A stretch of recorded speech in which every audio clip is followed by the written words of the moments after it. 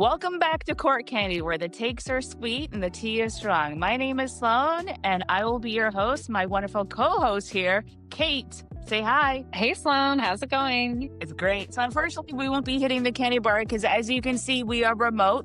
Kate is currently in Seattle, which is storm country. How's it going over there? It is not stormy. I'll tell you that. It is sunny, hot, and gorgeous out here in the Seattle area, and couldn't have asked for a literally warmer welcome out here. Well, that's really odd because I hear that it's always cloudy and rainy and all those things, but it's sunny, which is great because the storm did just beat the Mystics by 2 points. Yeah, they did. Great news for the storm. So we're going to dive right in. If you're feeling thirsty, I got some strong tea for you. So hitting it off with Caitlin Clark, the it girl, coming into the second year. We're just like, I cannot wait to see how Caitlin Clark does in her second year, in her sophomore year. Unfortunately, she has been riddled with injuries, most recently her groin injury, which she sustained in July that made her miss the All-Star game. Unfortunately, it has just been reported that she has sustained another injury, which is a bone bruise to her ankle. So not only is she struggling with her groin injury and trying to rehab that, but she's also now managing another injury on top of that, which is the bone bruise. So we're not quite sure if she's going to return this season at all. Honestly, if I were her, I would just call it quits, head off to the Dominican Republic and grab a Mai Tai because it just seems that this is not her year at all. The good news is that Kelsey Mitchell, Aaliyah Boston, and the rest of the team who are healthy are keeping them in check because they're still in sixth place and they're still in the playoff run. So that's a good thing. Unfortunately, the Indiana Fever are in a battle with health. So again, whoever has that voodoo doll needs to put it down because their guards are just plagued with injuries. Even the newbies coming in hardship contracts are getting injured. So we have 6 guards down now. 6 guards. It's insane. Sloan, are we talking? So we're talking Clark, Sid Colson. We've got Ari McDonald. We've got Chloe Bibby's down now. Odyssey Sims is down. Who am I missing? Cunningham. Oh my gosh, of course, Sophie Cunningham. It's a crazy list of people. More guards down than you would ever have on a team to begin with are down right now. The good news is that Odyssey Sims is back, and she's currently playing right now against the Minnesota Lynx. And they have signed her just this morning to another 7-day hardship contract. They can only sign a player 3 times. And in my opinion, I see your reaction. What are they doing? Like just playing with her. Just sign her. She's like the only healthy guard that is out there. A, you need her. B, she's performed for you. Sign her for the balance of the season. There's like 2 weeks left to get it done with. She's like, literally, you're playing hard to get. You have no guards. There's like hardly any guards out there with the experience that I have. And she's shown up for the team. I don't know. I think it is stupid. I think they need to sign her It's for the just rest so of dumb. the season. Stephanie White, team, admin, whoever manages the signings, again, I think it's the GM here. Sign Odyssey Sims. Stop playing with the girl. She's showing up for your team, and you need a healthy person on the court.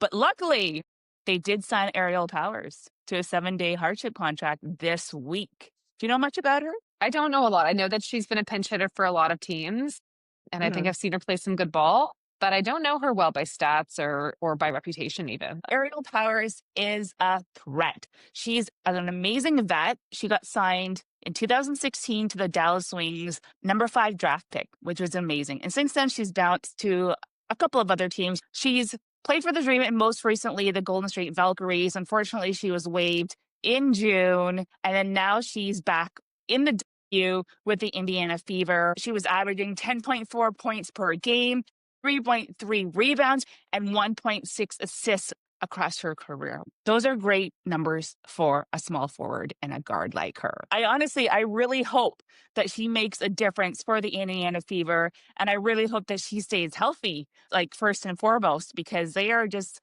falling like flies over there. Yeah, this team is like cursed this season. I don't know what's going on. I feel like last season, the 2024 season, we were not seeing injuries at this level. And as we know, we've talked about on the pod before, Injuries are a theme of this season. I mean, they're a theme every Mhm. season, but honestly, it feels like the 2025 season has been riddled with injury, and like some big stars have been out for extended periods, if not the whole season. It's Mhm. really tough to see, and the Fever kind of, in my opinion, have taken the biggest brunt of this pain, but it's kind of league wide. And I think we're going to talk about it a little bit later, right? When we chat about scheduling. Yeah, we will. So, speaking of big stars riddled with injuries, Nafisa Collier, who is basically in the run for MVP, this is her year, but then she got a sprained ankle and has been out since August 2nd. She is making her debut back on the court right now against the Indiana Fever. And before I stopped watching the game to come record this podcast, she was sinking some threes like she had never left the court at all. So, welcome back, Fee. We really missed you. The whole league has been playing with injuries. Hopefully, no one else gets hurt for the rest of the regular season and everybody goes in the playoffs as best as they can be health wise. Didn't we just get a recent update about JJ Quinterly? Like yet another injury with the sprained ACL? Turn around. There is another injury from a WNBA Yeah. player. Yeah. It's Sorry crazy. to see it from JJ. She's great. And she's been a real, firecracker for the Dallas Wings this season. So although the playoff run is not in their sights anyway, it kind of couldn't come at a better time. That's still disappointing because she's had a great season. Tyler Marsh. I don't think we have spoken about Tyler Marsh. And honestly, when you speak about coaches in the WNBA, he kind of goes unnoticed because it's his inaugural year as a head coach for the Chicago Sky. Before that, he was working with Becky Hammond with the Las Vegas Aces, but now he's at the forefront with the Sky, and his demeanor is very.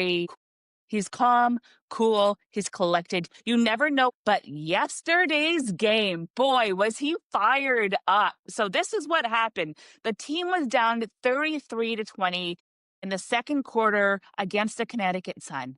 And their center and forward, Elizabeth Williams, missed a jumper because she was hounded by the Connecticut defenders, and no ref called anything. It just went unnoticed. And all of a sudden, you just see like a shadow of a man so quickly, like a flash. And it was Tyler Marsh, and he had to be held back because he was going after the ref. And I've never seen him move so quickly. Angel Reese pulled a Rakea Jackson and had to pull him like Kelsey Plum away. Always big. He's pulling little people away from a scene. And he was ejected from the game. Like he was on the court while play was still happening. And it was clearly a foul. Like it's hard to fault him for something that was so obviously wrong and getting mad about it. Like who wouldn't be mad? But yeah, it was crazy because like you say, he's pretty mild mannered for the most part. And this was not that. No, I think he has a bit of a bad rep because the Chicago Sky are not doing well at all. They're already eliminated from the playoffs, right? So then him as an inaugural coach coming in and taking Teresa Weatherspoon's spot after 1 year, people are like, well, does he even deserve this role? And he comes in, doesn't do much better than what she did at all, probably worse. And then people are like, well, is he going to be a great coach? And honestly, I think that Teresa Weatherspoon should have had another shot, but we can talk about Yeah. it later. But Well, I think we it can was talk really about it cool. now. Like we have a Okay, little bit of let's talk space about to it. do it. I Yeah. think I'm really interested to see what happens with this like this rollover, because last season we saw like a massive departure of so many Mhm. coaches. A lot of people moved teams, a lot of coaches were booted, a lot of new coaches were brought in, especially a lot of men. And so I'm particularly excited to see what happens to these first year men with underperforming teams. I'm looking at the Sky, I'm looking at the Wings, I'm looking at the Connecticut Sun, all led by first year male coaches, like first year head coaches for a team, and they're all men. And I'm thinking of coaches from last season. I'm thinking of Christy Sides. I'm thinking of Teresa Weatherspoon, who were not given the opportunity to show themselves in a second season. And I think it will be very telling to see what happens in 2026 if these underperforming male coaches are given a second season when their female counterparts were not. So this is something that I have my eyes on in the off season. I don't know if you're thinking that far ahead yet, but I think it will be an interesting story and something that I will definitely be keeping a close eye on. I'm also excited and eager to learn what's going to happen in the offseason with these coaches and if they will continue their run. I really do hope that Chris Koklainis gets booted out because he has just not showed any passion at all. And even though Marsh is somebody that is cool, calm, and collected, this kind of just showed some sort of passion for his team. And he did say Mhm. in the post-game interview that every check that he has had was to protect his team. We don't know what goes on in the locker room. We don't know what he's doing in the background. We don't see practices at all. So I don't know what he's doing with the team, but I see that they're losing. But then Yeah. at the same time, Angel Reese is breaking records. Maybe it's under his wing, maybe it's not. I'm not sure. Yeah. Honestly, I have less of a problem with Tyler Marsh as the guy Tyler Marsh. I think that like he has potential as a coach. And I think that we're seeing Camilla's best season, like of her 2 seasons, obviously. She's also a sophomore. But both Angel and Camilla, I think, are having pretty good seasons in a bad on a in bad circumstances. And, this guy have had some notable wins against teams that are significantly higher seeded than them. So it's not so much the Tyler Marsh of it. For me, certainly it's Chris Koklanis. If Chris Koklanis is around in 2026, with the faces that his team like makes at him, his players make at We him, need to and with riot. the We will dismal riot. I will go performance, down to yeah. Dallas. I will If riot. Koklanis makes it to 2026 when Teaspoon and Sides did not make it to 2025, I will And personally Lisa write them Leslie didn't cards. get a role in the I WNBA. know. My God, I will Yeah, freaking riot. me too. Yeah, so Okay, that's we where my eyes are definitely going forward. so remember earlier in August, we got the notification that Brittany Sykes has been traded over to the Seattle Storm. In return, Alicia Clark went over, Aya Cook went over, and also the opportunity to get a swap in the first round draft pick in the 2026 WNBA draft. And we were just like, how dare you, Washington? Why would you trade your most amazing player? You have like 3 first round draft picks. How selfish could you be? Do you want all the rookies in the world? You're collecting them like infinity stones, said the internet. I'm quoting the internet now. Turns out, not the Mystics. It was Sykes Not the herself. Mystics. Sykes herself. In an interview today, she said that she requested the trade and that there was no discussion had with the front office of the Washington Mystics. She just said, I just requested the trade. You know what? One thing I'll say for Sykes, yeah, we've seen a few moves like this, and we've seen requests that have come through, requests that have not come through. We're looking at you, Marina Mabry. But one thing I will say for Sykes is she really continued to turn out for the Mystics, even while whatever was happening with the trade when those negotiations were underway. So she continued to play well. The team, I think, somewhat overperformed this season, all things considered. It wasn't like a breakthrough season for them, but I think, especially where they were last season, really, really exclusively sitting in kind of 11 or 12. This season, we've seen them break into those top 8 a few times, and I think a lot of that is on Sykes. So I commend her for continuing to commit to the team, even while she was looking to get traded out. I think one of the reasons why we were so surprised is because she was playing the best she's ever played in her career. Her stats here, she was averaging 15.4 points, 4.3 assists, and 1.2 steals per game, which is insane. She had 31.8% from the 3-point range before this trade occurred. These stats got her into the All-Star game when Caitlin Clark had to be when Caitlin Clark couldn't make the game anymore.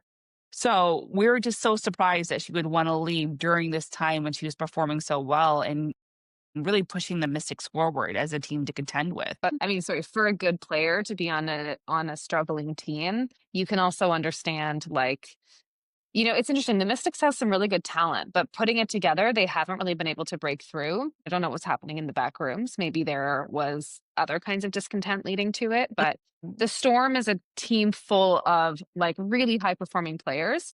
Obviously, we know this year the mix of those high performing players has not been yielding the kind of success that we would expect to see from a team like the Storm. Sorry, Seattle, but I can understand for a player who really has the talent like Sykes does to wanting to be on a team that actually has some kind of playoff run in them.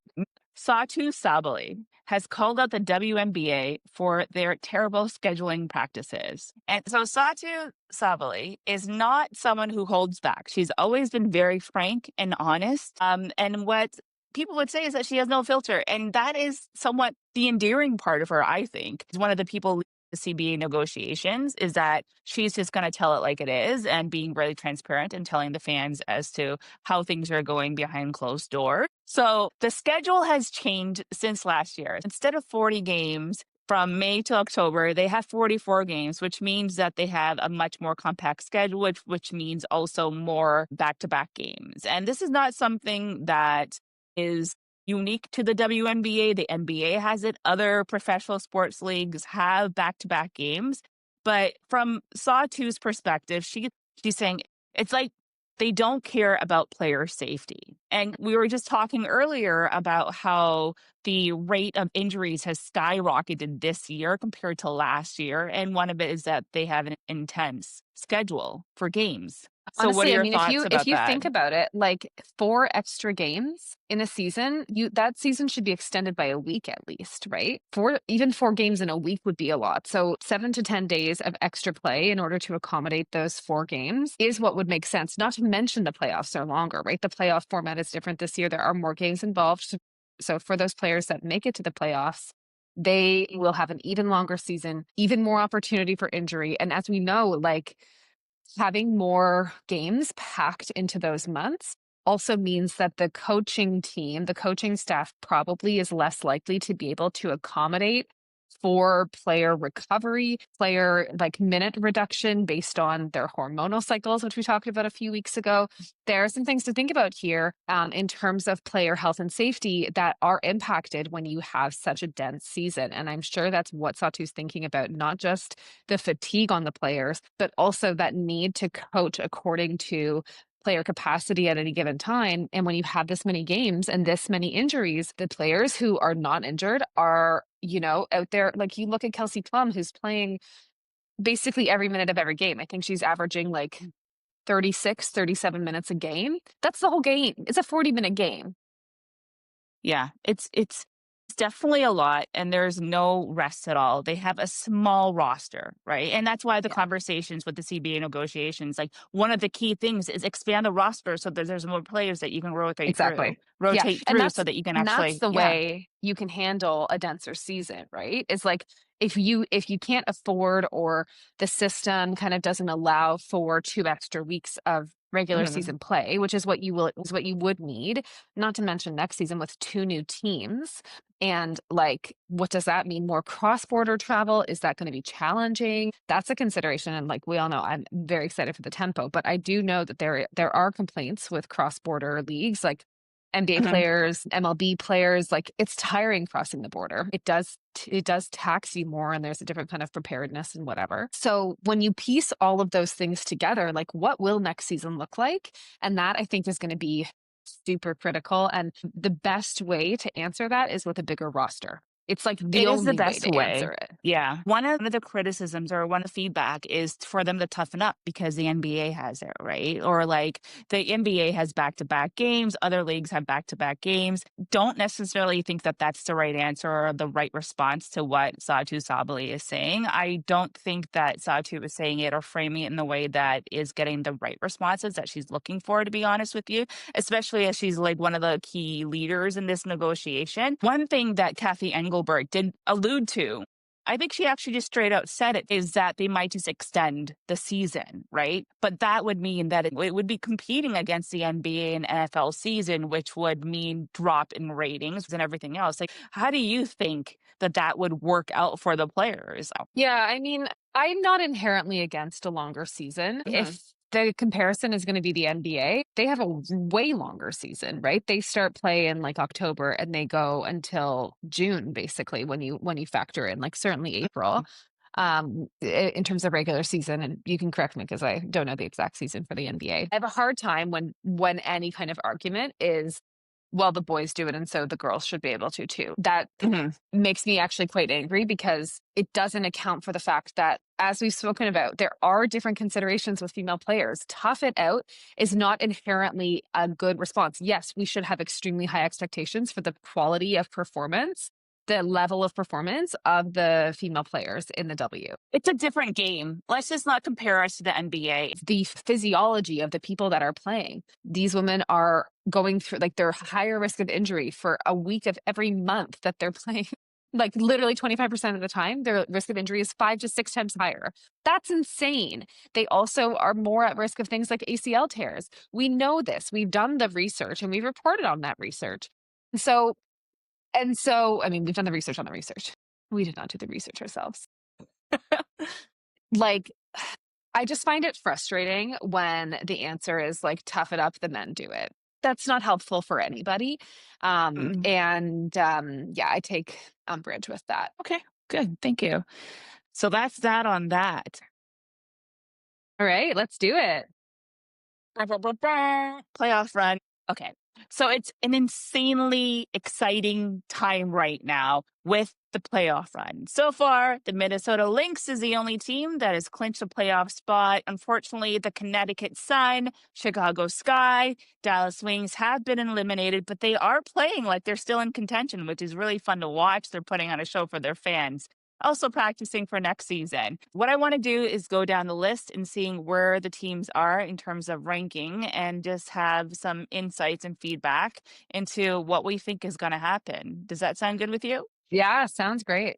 Okay. So since Minnesota has already clinched a playoff spot, we won't go into their game right now, but let's talk about the Atlanta Dream. This team continues to amaze me. They are a well-oiled machine, and kudos to their team and their coach, Carlos Semesco, because he is just, I don't know what magic he's working, but the Atlanta Dream was like the dark horse, and they are just playing so well together. There was actually a question on Threads, and they're like, there's Lynx haters and Liberty haters, but are there any Dream haters?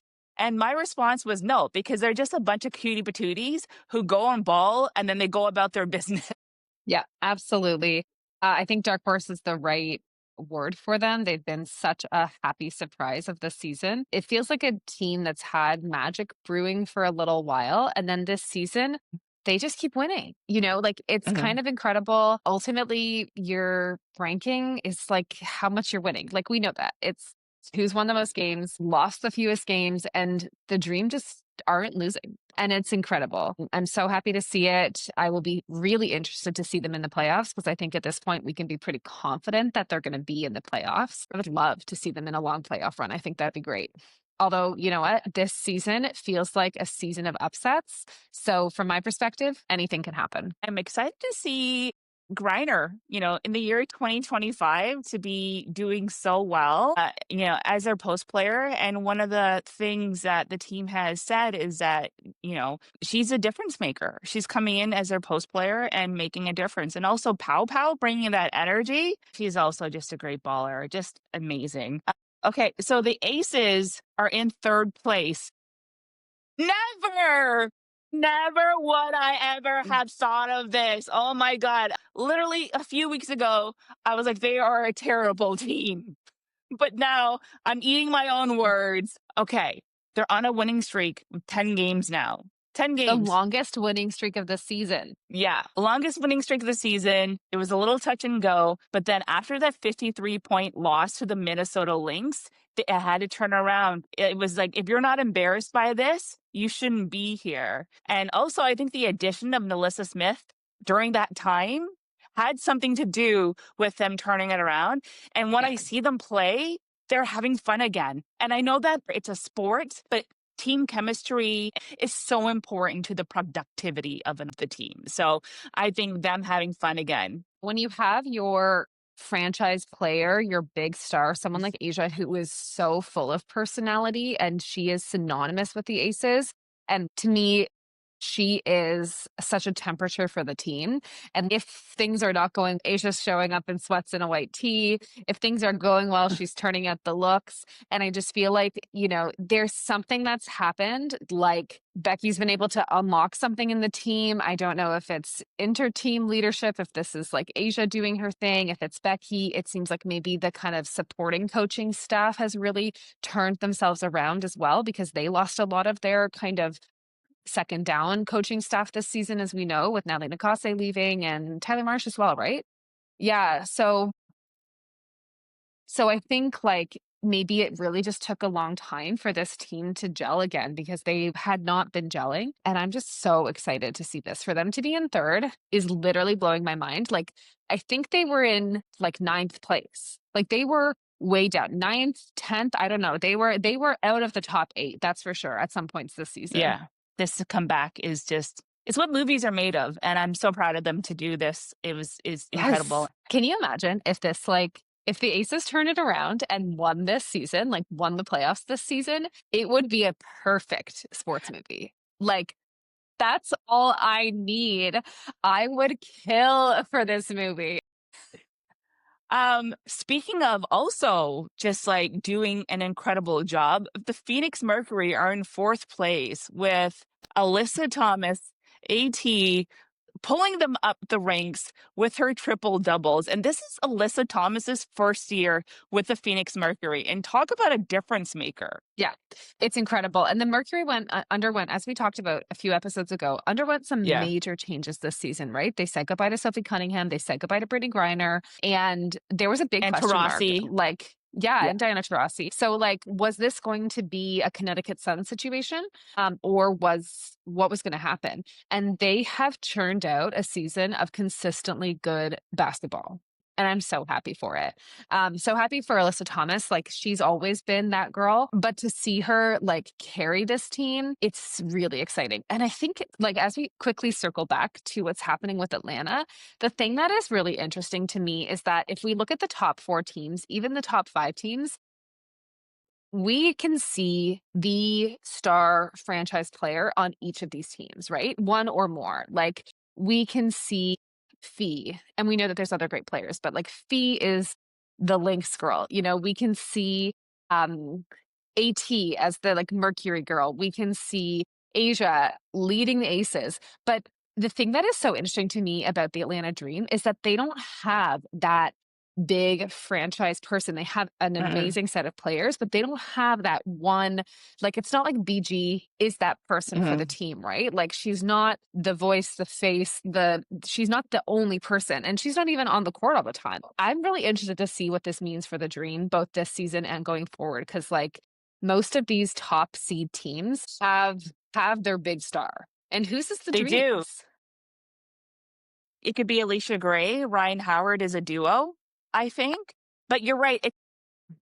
It's definitely a team effort with the Atlanta Dream right now because they don't have that massive superstar. But it's not to say that these individual players aren't incredible in their own right. I think that's the thing, is that they're all so good, but it feels like you've got a set of starters who are consistently equally delivering. And that's Alicia Gray, it's Ryan Howard, it's Brittany Griner, it's Jordan Canada. Like, it's a really good set of players who are consistently delivering for the team.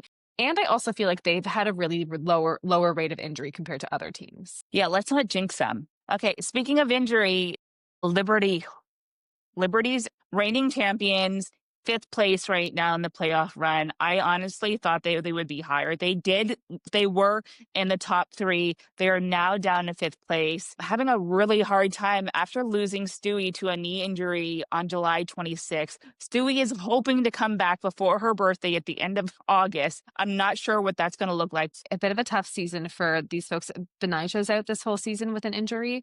And I really miss Lainey Hamilton on the floor. Like, something about Lainey Hamilton just makes me really happy. And not just because I want to sing Alexander Hamilton at her all the time.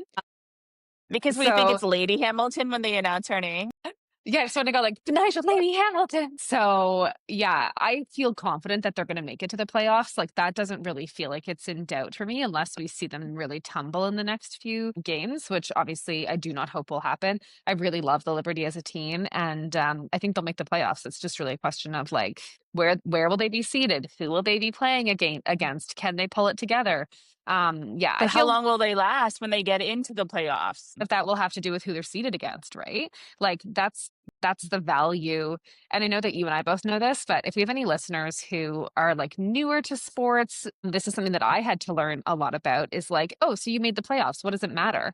It matters so much where you are in that ranking, because your first seed is going to play the lowest seed. So the best team will play the worst team, which means that your top seeded teams have a higher chance of moving through to the next rounds. So that's that's the T on the rankings. So you want a higher seed because it's going to put you in a more advantageous place. Like, you don't want to play the Lynx in the first round if you're 8th seed because they're the best team in the league. They're going to knock you out. Going to knock you out, in the words. Yeah, of and you only have Cool 3 J. games. You basically have 2 games to make it, especially if you lose the first one.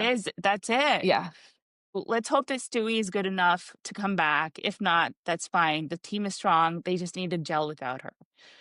Let's go into seeds 6 to 10. These teams are just separated by a couple of wins. Okay. We had the Indiana Fever, Seattle Storm, Golden State Valkyries, LA Sparks, and Washington Mystics.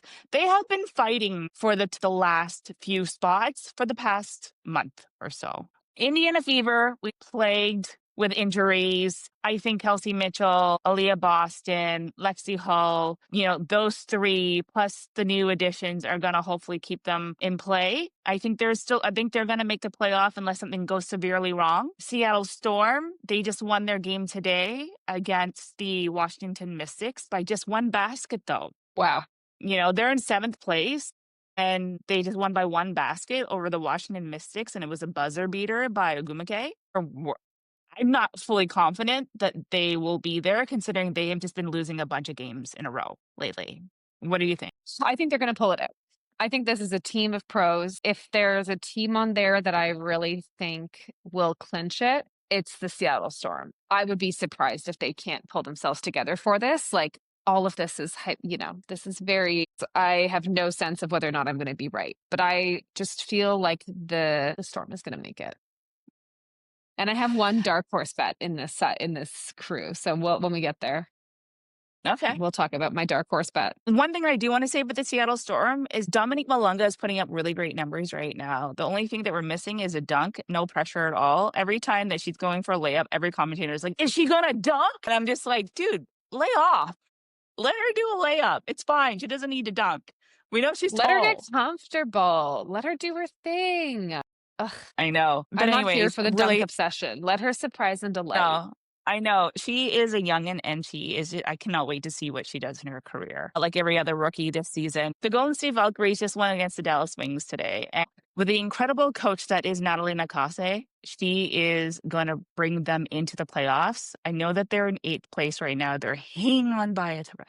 Hanging on by a little thread. I am not as hopeful as you. I would love to see an expansion team make it into the playoffs. Obviously, because I want it for the tempo next season. I feel like they've been a team that's been really plagued with injuries, and it does make me a little bit nervous for them, whether or not they're going to be able to pull I'm through. going to stop you there. I don't mean to interrupt, but I do mean to interrupt because I'm doing it right now.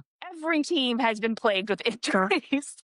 Yes, but Kayla's been the difference maker this season for them. And she's been out for a month, and we've seen them tumble down the ranks since Kayla's been out. And I just don't know that they're going to be able to hold it together without her. We'll see. Is all I'm going to say. We'll see. Like I say, I would love to see them in the playoffs, but they are mystical. They are in Valhalla. Something happens. Yeah, totally. I mean, it depends on, I think honestly, it might depend on how many home games they have left this season. Like if they're on the road playing a lot of away games and they've finished most of their home games for the season, I would count them out.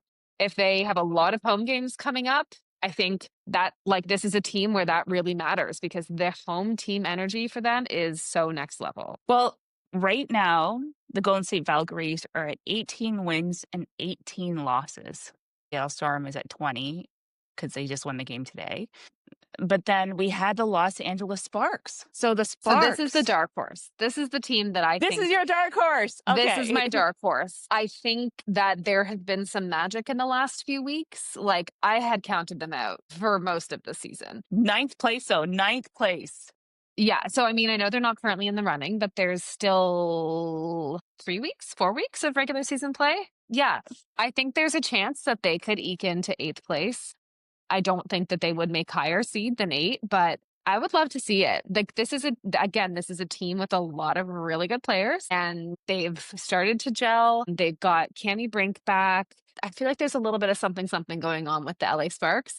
And I would be really happy to see them surprise us and make it in. I've always said this season that the LA Sparks are not hitting their stride yet. And as soon as they got Cammie Brink, they hit their stride and they're doing so well.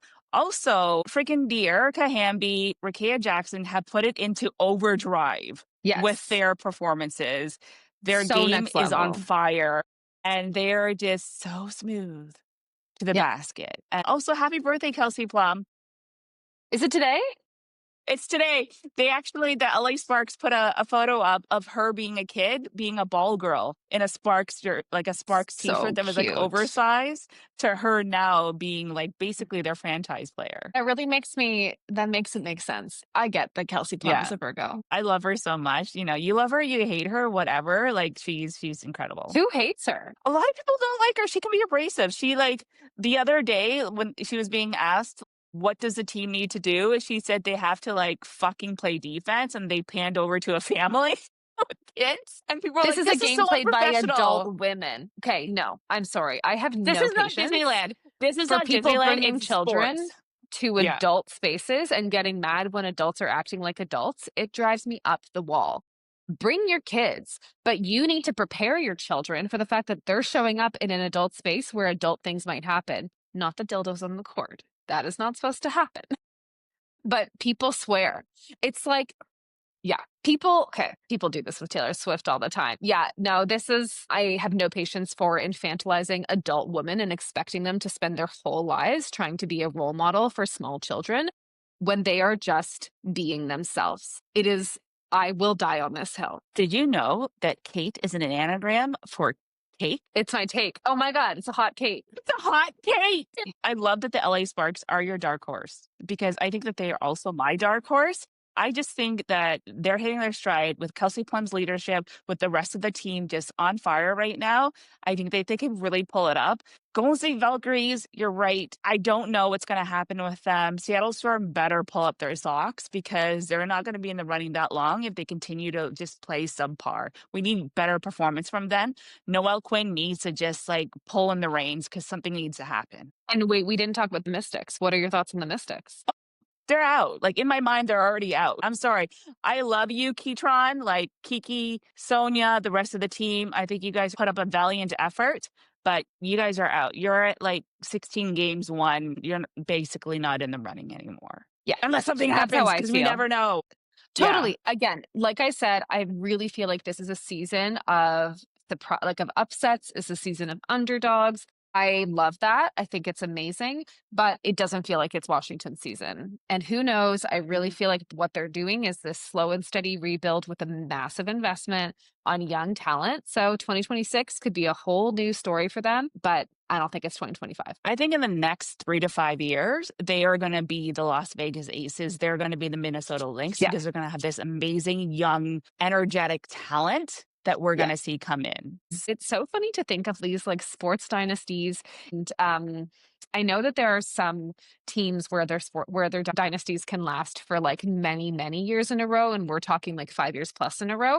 But I think it's so crazy to think about how like the Sparks were like the hot team 5 years ago, and they have been struggling since I've been watching. But they could again this season, next season, the next season, they could be back on top. And like the idea of these teams' fortunes rising and falling in such a crazy cyclical fashion is very interesting to me. So it's fun. So that's it today for Court Candy. Thank you so much, Kate, for joining all the way from Seattle, Storm Country. I hope you have an amazing time at the game. That is what, next Sunday? I'm going on Monday, on Labor Day. Okay, you're going on Labor Day. So we'll actually have more episodes before then, but we definitely expect some live feedback or some live threading while you're at the game. But today has been amazing. We've covered so much hot tea, and we've also talked about the playoff race. So much more to come. We're probably going to have another podcast midweek, because there's so much more to cover as we're entering into the last few weeks of the regular season. But until then, please make sure that you subscribe and follow us on social media platforms at Court Candy Pod.